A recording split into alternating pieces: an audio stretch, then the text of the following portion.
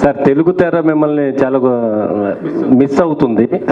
పవన్ కళ్యాణ్ గారితో ఎప్పుడు ఉంటుంది మీ సినిమా? చూడాలని ఉంది మాకు. నేను చెప్పాను కదా, నేను చేయడానికి రెడీ, రావాలి అవకాశం.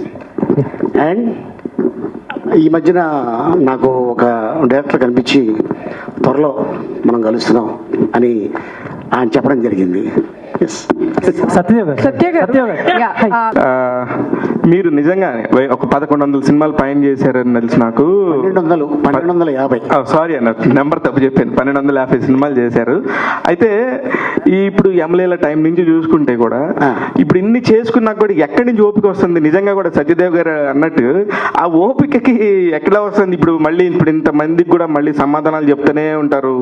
ఓ పక్క నెగిటివ్ టాపిక్స్ వచ్చినా పాజిటివ్ టాపిక్స్ వచ్చినా మీదైన స్టైల్లో మీరు మాట్లాడుతూనే ఉంటారు. ఓపిక ఎక్కడి నుంచి వస్తుందని? అంటే స్ట్రగ్లింగ్ డేస్లో మనకెవరు చేయి పట్టుకొని తీసుకెళ్ళి అవకాశాలు ఇప్పించలేదు. అండ్ అలాగే మన ఇంట్లో పస్తుగా పడుకుంటే వచ్చి ఇగో ఈ బిర్యానీ తిను, లేకపోతే ఈ కర్డ్ రైస్ తిను అని ఇవ్వాల. మన కష్టం, మన కృషి, మన పట్టుదల, తల్లిదండ్రుల ఆశీర్వాదం, భగవంతుడి దయ తోటి ఈ రోజున ఈ స్టేజ్లో ఉన్నా. నా వృత్తే ఇది, నాకు ఇదే తెలుసు, ఇది తప్ప నాకు వేరే ఏదీ తెలియదు. చార్మింగ్ పర్ఫెక్ట్గా ఉన్నారన్న. ఇప్పుడు కానీ మీ ఫ్రెండ్ని తీసుకురాలేదు, పక్కనే ఇంటి పక్కనే ఉన్నాడు కదా, మీ కార్లో ఎక్కించుకుని రావచ్చు కదా. లేదు పాపం, హెల్త్ బాగాలేదు చెప్పాడా.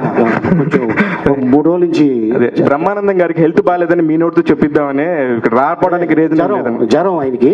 హెల్త్ బాగాలేదంటే కాదు బాబు అన్న, నువ్వు తెలివైనోడు, నేను కాదు. అంతే.